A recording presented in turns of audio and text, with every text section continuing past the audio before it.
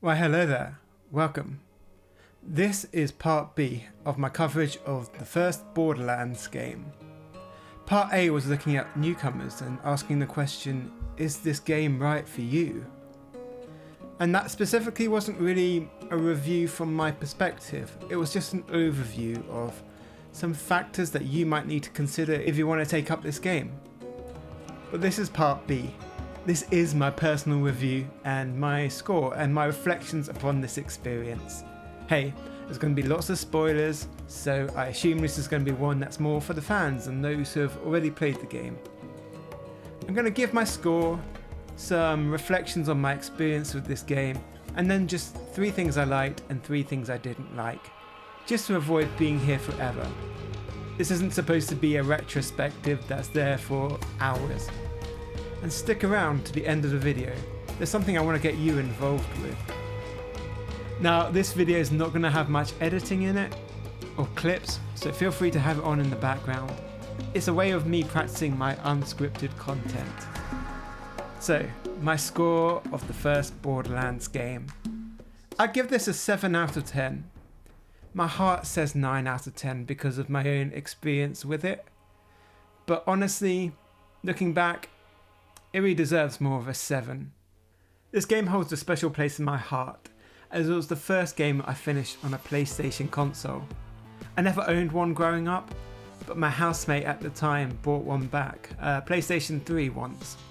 And this was one of the games he had on it, and I remember watching him playing it and thinking, wow, that looks like a lot of fun. So I hopped on board and we did some co-op, and I also started my own solo campaign. It was such a good time, I remember. This is a really great game for multiplayer. There'd be so many times, like after we come back from our street dance classes, that we'd look at each other and go, Borderlands? Borderlands, it's Borderlands time. We'd muck around, trying things out. I'd play as Lilith, he played as Roland. Although my favourite character to play as was actually Mordecai. I liked Bloodwing, and more than anything I really liked being a sniper. Good times. And Rusty, if you're out there, I hope you're doing well. I hope life's treating you good. All of this is to say that, whereas I have very good memories of this game, in actuality, if I look through it past the rose-tinted glasses, there are some rough edges to it. I think that's okay though. This was the first entry in the series, and it went on to create some brilliant things. And this game is, in and of itself, a really good time. So then, let's do this. Okay, so the first thing I really love about this game, and this series as a whole, in fact this is the thing I love the most, and every time I start up a new Borderlands game, this is the thing I look forward to the most out of all. And that is the class mod system. I really love the class mod system because it promotes synergy in your playstyle. It makes you think about what gear you're taking and how you want to approach each situation. It also really promotes helping you think about other capabilities of your character and what it can do. It gives so much versatility and expression to the game. Now, I recognise that not all class mods are made equal and that there are some skill trees that are better served than others, but it is a really great place to start. And still to this day, when I load up a game of Borderlands, I look forward to what class mods may drop. First thing I didn't like, and this is something that occurred to me again, playing it again for this review. The beginning of the game when you first start up has quite a steep difficulty curve. Now I've played through pretty much all of the Borderlands games at this point multiple times. I'm a bit of a veteran, but still at the start it's quite hard in this game. Some of the enemies scale really aggressively in this game. I think about the Alpha Skags in the Shock Crystal Harvest, and also the sub-boss, Bonehead. He's quite overwhelming when you first get the mission for him. And then of course there's the random badasses with rocket launchers that just completely obliterate your health while taking loads of damage to kill themselves. And all of this happening quite early on in the game is pretty over the top at times. Thing I like number 2. This game doesn't outstay its welcome. It's actually quite succinct, focused, and I really feel like they've trimmed a lot of fat off. It's goes along at a fairly steady pace, and I don't really feel like many of the areas are unwanted. I really appreciate it, and since I'm not going to spend too long on this point, I'll give in another honourable mention, and that is to probably my favourite part of the game, and that is Old Haven. Old Haven is so much fun.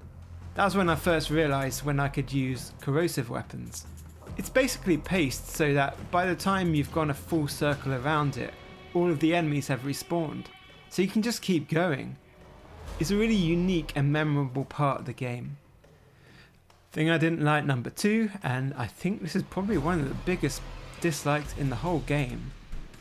I really respect that with the cel shaded art style and what they were going for, that it's this focused theming of desert and wasteland. But that does mean there is a lot and a lot of beige. This means that a lot of the areas can get quite monotonous, and really you're looking for the structures that are in the place to kind of get a sense of the identity of the area. Later games in the series would go on and improve on this with a lot more colour and a lot more theming. But one of the shortcomings of the first is that while it is focused in its delivery, that focus can get a little grey. Thing I like, number 3. Now, talking about the environments, they do very well at setting up set pieces. I don't know if there's a better word for it, but one that particularly stands out is Crom's Canyon. I love as you go down that area and you enter the space where he is, you have this great sense of perspective and framing, as you know where you've got to get to zigzag across to where he is whilst trying to avoid his turret. And then the thing I didn't like, number 3, and I was reminded of this in my recent playthrough, frickin' Mad Mel sucks. That is a terrible boss battle. That one is one that really feels like it's tailored towards multiplayer. I guess if there's a couple of you who are in Outrunners, then you can easily do circles and take him out whilst you're in your vehicles. But if you're playing solo, he quite easily destroys your vehicle, and then what are you going to do about something in a vehicle with a rocket launcher? So you just end up standing on the ramp shooting rockets at him, or just trying to do the best you can while psychos are throwing their axes at you. Ugh, man, that just sucks. And I think that's going to do it for the likes and dislikes. There's so much more I could say, and that's where you come in. I mentioned that I want your help, and I want to make a part C video, and that's one where I react to your comments. So if you have something that you either like or dislike, throw it down in the comments.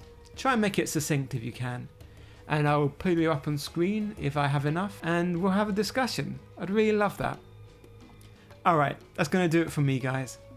I really hope you enjoyed this video. I've been Bright Sheep, signing off.